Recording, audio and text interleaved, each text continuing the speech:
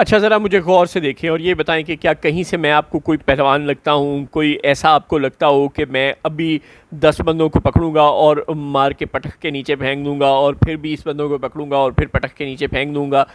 ظاہر ہے اگر میری دوستی پہلوانوں کے ساتھ ہے، طاقتوروں کے ساتھ میری دوستی ہے، تو اس کا مطلب یہ تو نہیں نا کہ میں خود بھی پہلوان ہو گیا ہوں اور میں صبح دوپہر شام لوگوں کو بڑھ کے ہی مارتا پھروں اور ڈراتا ہی پھروں کہ اوئے میرے سے ڈر کے رہو، نہیں تو میں یہ کر دوں گا وہ کر دوں گا۔ اور چلو اپنے محلے میں تو یا اپنے دوستوں کے حلقے میں تو میں ڈینگیں ماروں تو بھی بات سمجھ میں آتی ہے کہ وہ آگے سے ہنس کر میری بات کو ٹال دیں گے۔ ظاہر ہے سب میرے دوست ہوں گے تو کہیں گے کہ یہ بے وقوف آدمی ہے، یوں ہی بونگیاں مار رہا ہے۔ لیکن اگر میں پرائے محلے میں جا کر بھی ایسے ہی ڈینگیں ماروں گا اور کہوں گا کہ میں پہلوان ہوں اور میں تمہاری پھینٹی لگا دوں گا، مجھ سے ڈر کے رہو، تو پھر آپ سوچیں میرا کیا حشر ہوگا۔ شہباز حکومت پوری کی پوری اس غلط فہمی میں شدید طور پر مبتلا ہے کہ وہ طاقتوروں کی دوستی کے نتیجے میں بذات خود بھی طاقتور ہو گئی ہے۔ وہ آج بھی فارم 47 کی بیساکھی پر کھڑی ہے، وہ آج بھی پاکستان جیسے ملک کی حکمران ہے جہاں پر بقول اس حکومت کے اپنے وزیر دفاع کے سیاستدان اقتدار میں نہیں ہوتے، طاقتور نہیں ہوتے، بلکہ وہ ایک ہائبرڈ حکومت ہوتی ہے، یعنی کہ ان کے پاس برائے نام حکومت ہوتی ہے اور پیچھے سے بیٹھ کر کنٹرول کرنے والے کوئی اور ہوتے ہیں۔ یعنی کہ یہ دوہرا نظام ہوتا ہے جس میں طاقت مکمل طور پر سویلینز کے پاس نہیں ہوتی، بلکہ بڑی حد تک وہ طاقتوروں کے پاس، اہل قوت کے پاس ہوتی ہے۔ لہٰذا آپ پاکستان کے اندر عمران خان سے یا بی وائی سی سے لڑ رہے تھے، یا آپ پاکستان کے اندر سیلاب زدگان کی پوری طرح مدد کرنے میں ناکام رہ رہے ہیں، یا اختر مینگل کی جماعت سے آپ کی لڑائی ہے، تو چلیں ٹھیک ہے، آپ ود ان دا اسٹیٹ اپنی طاقت کو ایکسرسائز کرنے کی کوشش کر رہے ہیں اور یہاں آپ کو طاقتوروں کی پشت پناہی حاصل ہے، اور آپ کے دوستوں کو یعنی کہ طاقتوروں کو اتنی قوت حاصل ہے کہ وہ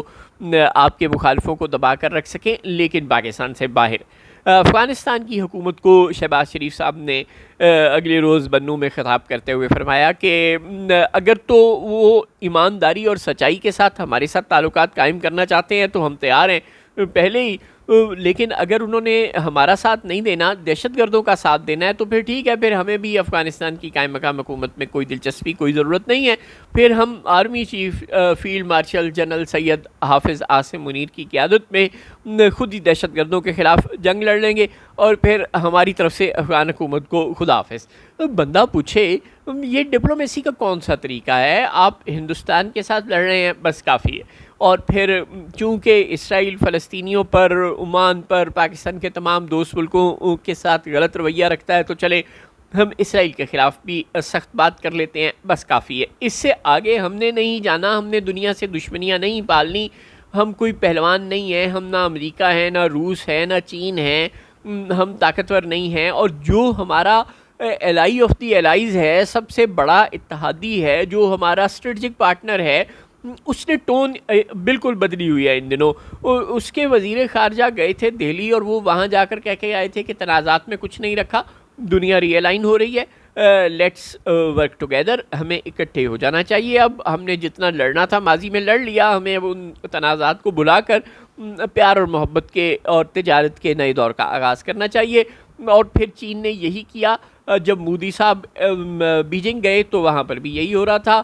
کہ مودی صاحب اور زی جن پنگ صاحب آپس میں شیر و شکر ہو رہے تھے، اور بات یہاں ختم نہیں ہوئی، بات اس سے آگے جاتی ہے جب چین ہمیں بلاتا ہے، ہمارے وزیر خارجہ کو، سیکرٹری خارجہ کو، وزیر اعظم کو وہاں بلاتا ہے اور ان کی ملاقاتیں کرواتا ہے ایسے ملکوں کے ساتھ جہاں ہمارے تعلقات پہلے اچھے نہیں تھے۔ مثلا افغانستان کی وزیر خارجہ کو وہاں بلاتا ہے اور ہمارے وزیر خارجہ کو بلاتا ہے، اور ان میں باہم جبیاں ڈلواتا ہے اور کہتا ہے کہ چلو اچھے بچے بن کر رہو۔ پھر ہم انسان نہیں بنتے، پھر چین کے وزیر خارجہ افغانستان جاتے ہیں، اسحاق ڈار صاحب بھی افغانستان جاتے ہیں، اور پھر وہاں وہ دوستی کروانے کی کوشش کرتے ہیں پاکستان اور افغانستان کی۔ پھر وہ بنگلہ دیش میں ہماری اور بنگلہ دیش کے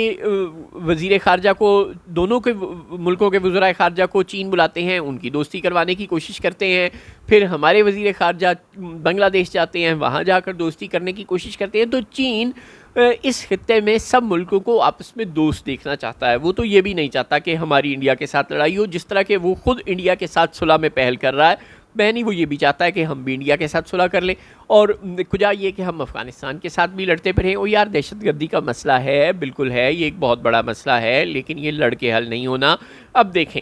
1000 ٹرک خیبر پختونخوا سے گئے افغانوں کو، افغان مہاجرین کو چھوڑنے کے لیے افغانستان، اور انہوں نے انہیں وہیں روک لیا اور وہ واپس آنے دے رہے۔ اور وہ جو ٹرک ایسوسی ایشن ہے وہ رو رہی ہے کہ ہمارے گھروں کا روزگار ٹھنڈا ہو گیا 1 مہینے سے، اوپر سے ڈرائیور سارے کے سارے وہاں قید ہیں، سارے پاکستانی ڈرائیور ہیں، ان کو بھی وہ واپس نہیں آنے دے رہے، اور وہ جو ٹرک مالکان ہیں ان کے ٹرک بھی نہیں چل رہے۔ یہ اس طرح صبح دوپہر شام ہماری آپس میں تجارت ہے، دوستی ہے، آنا جانا ہے، اتنا بڑا بارڈر ہے مشترک، ہم لڑ نہیں سکتے۔ آپ کی مہربانی، جو آپ نے باڑ لگانی تھی سرحد پر وہ مضبوط کریں، سیٹلائٹ کے سسٹمز کے ذریعے سرویلنس مضبوط کریں، اور افغانستان سے پاکستان دہشت گردوں کو نہ آنا کریں۔ Put your house in order. آپ کے ملک میں جو لوگ افغانوں کے ساتھ ملی بھگت کر کے انہیں پاکستان آنے دیتے ہیں، جو سرحد پہ کھڑے ہیں، ان کو ٹھیک کریں، جو چاہے وہ سول گورنمنٹ سے تعلق رکھتے ہیں، چاہے وہ سیکیورٹی فورسز سے تعلق رکھتے ہیں، اس سسٹم کو ٹھیک کریں، اپنے گھر کو ٹھیک کریں،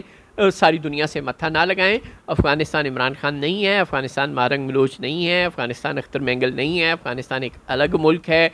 لوگوں کو کمزور اور طاقتور کے گروہوں میں ڈیوائیڈ کرنا چھوڑ دیں، سب کو برابری کی سطح پر رکھ کر دیکھا کریں۔ آج کوئی کمزور ہے، کل کو اس کے پیچھے امریکہ روس کھڑے ہو جائیں، انڈیا کھڑا ہو جائے، وہ بھی طاقتور ہو جائے گا۔ اس لیے سب سے بنا کر رکھنا سیکھیں، یہ آمروں کے ساتھ رہ کر اپنے آپ کو آمر سمجھنا بند کر دیں۔ شہباز شریف صاحب، آپ کی بڑی مہربانی ہوگی۔